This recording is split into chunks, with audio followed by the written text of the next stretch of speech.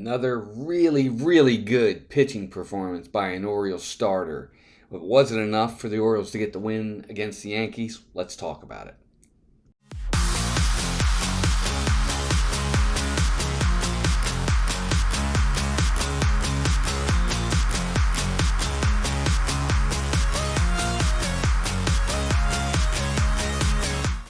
Welcome back into the Birdland Network, where we talk all things Orioles and Major League Baseball.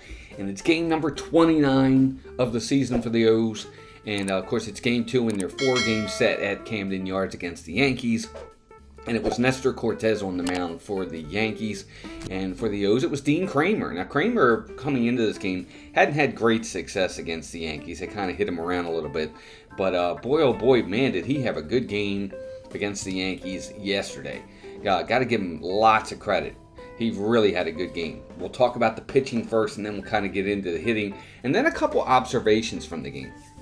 So for Kremer, he battled from time to time. His first few innings, he was getting men on base. They had men on base for sure, but he went 7 innings. He gave up 4 hits, 2 earned runs, 4 walks, and 4 Ks, and his ERA is now 4.19. But what Kremer did really, really well was when he did get into trouble after he issued a walk, it seemed like the very next batter, he got a double play. The Orioles turned 3 really big double plays in this game. And it was such a huge help to just kind of squash out any rallies that the Yankees were trying to have in this game.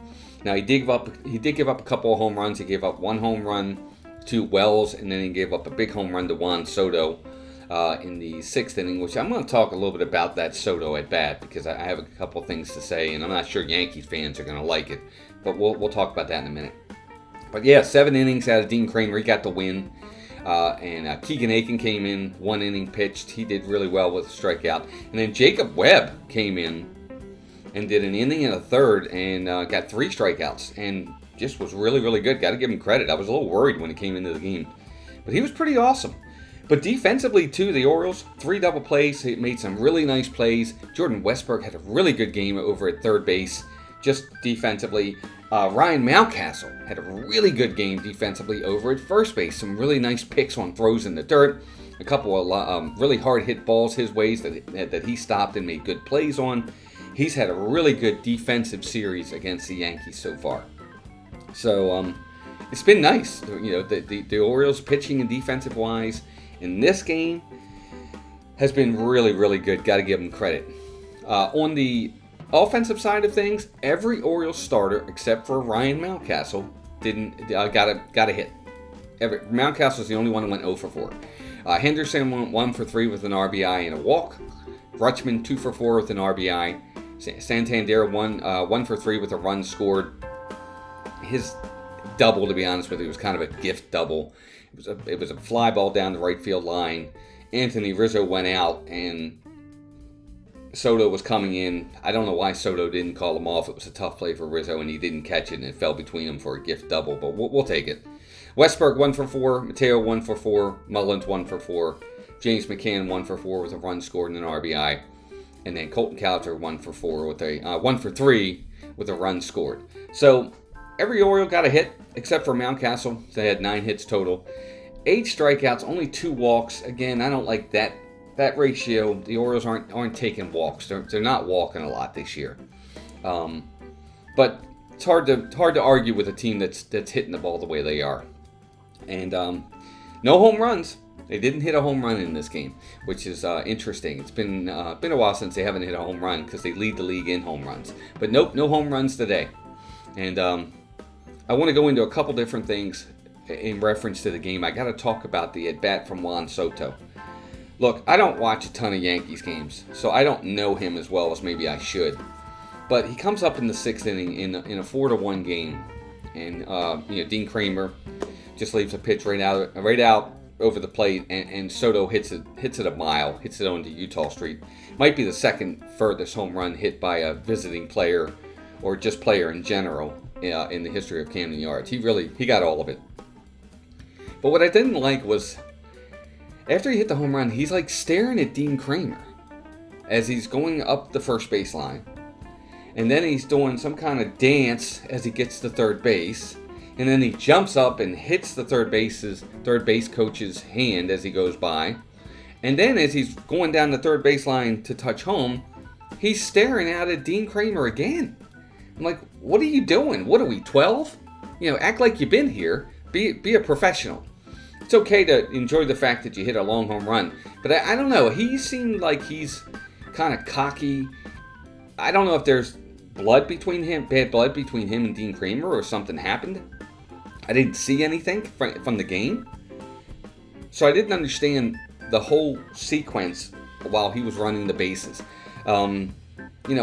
Excellent player. Fully talented.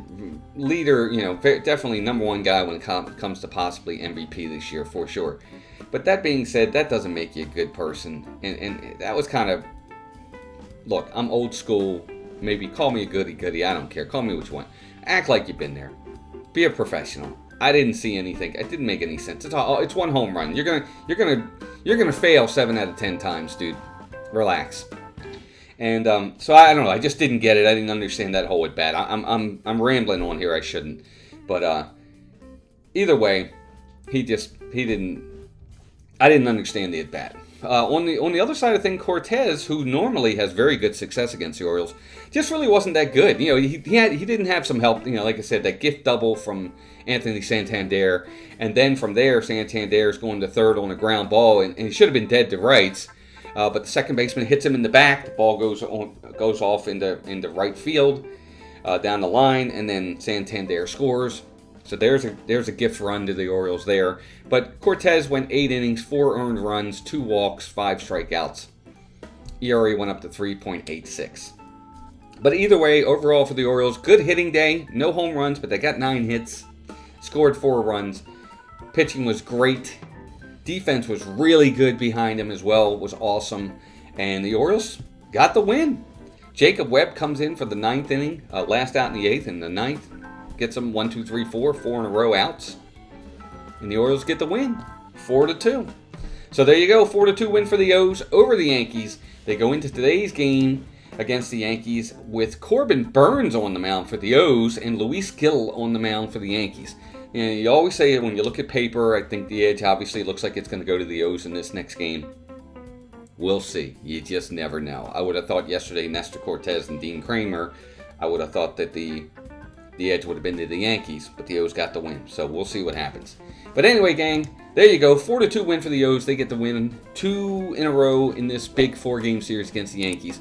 We'll see how it shakes out the rest of the way. If you're new here, consider subscribing. Give us a thumbs up. Definitely helps the channel. And until next time, keep rooting for the O's and take care of yourselves and each other. Bye, gang.